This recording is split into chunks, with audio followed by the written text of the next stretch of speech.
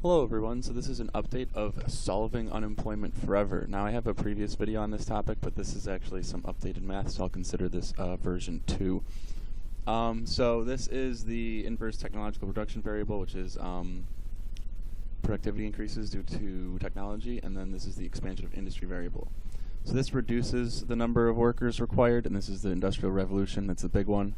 And then this is increases the number of workers required due to expansion of industry, more consumer products, more electronics, more service industry workers, and things of that nature. These are all estimates. I went through this the last video, but real quick overview. Essentially, this ratio determines the number of hours per capita required to thrive in society. And then since we all kind of culturally are locked into this 40-hour work week, which is a falsehood, we end up you end up able to calculate the number of misallocated useless jobs based on the discrepancy between these two values. So in the year 1800, it was 40 because there wasn't any socialism. It was, all hard agrarian labor. And this number might actually have been less than 40. They didn't really have bosses, and they didn't really have, punch cards and all of that.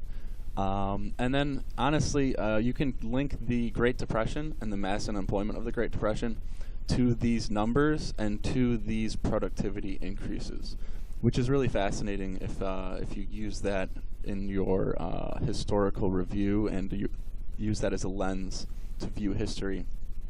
I find it very, very fascinating, the concept of there was technological deflation, extreme technological deflation during the Great Depression. And if they just cut everyone's hours, that would increase the number of maximum employed people and potentially would have solved the unemployment issues and the Great Depression itself. There are stories that the people who had jobs were well off during the Depression, and the people that did not have jobs obviously were not well off. So it really harkens to the what we're discussing here with numbers. So the big difference between this and the last video is these numbers here. Instead of just estimating 100 million working hours, actually it was very way off. I used the U.S. population and the labor force participation rate, multiply, and you get 200 million number of working adults, which is 2 times the number I used in the last video, which means you actually have 2 times the number of misallocated useless jobs, 142 million. Now, this means the number of slaves due to socialism, i.e. the number of people who are forced into 40 hours a week of productive labor to support these 142 million useless jobs, is 61 million slaves. Now, these are the people that, work at Taco Bell. It could be your postman who has to walk 40 hours a week when he could have 2 coworkers that split up his hourly, split up his workload by 2/3. This could be the guy at your local car repair shop. It could be anything. Someone at a factory assembly line. The person stocking shelves at Walmart. On and on and on, right here, 61 million. These are, I call them slaves, honestly, because for each one of them, they have to support 2 people who should be working and are not working, over 2 people.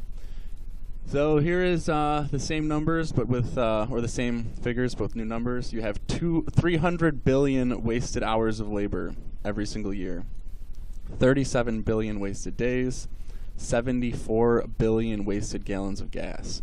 And this works out to be 55% of the U.S. gasoline consumption is wasted going to jobs that should not even mathematically exist. This number is slightly lower because I actually reduced the gallons of gas per commute per day to 2. I think that's a more accurate number. It used to be 3 in the last video.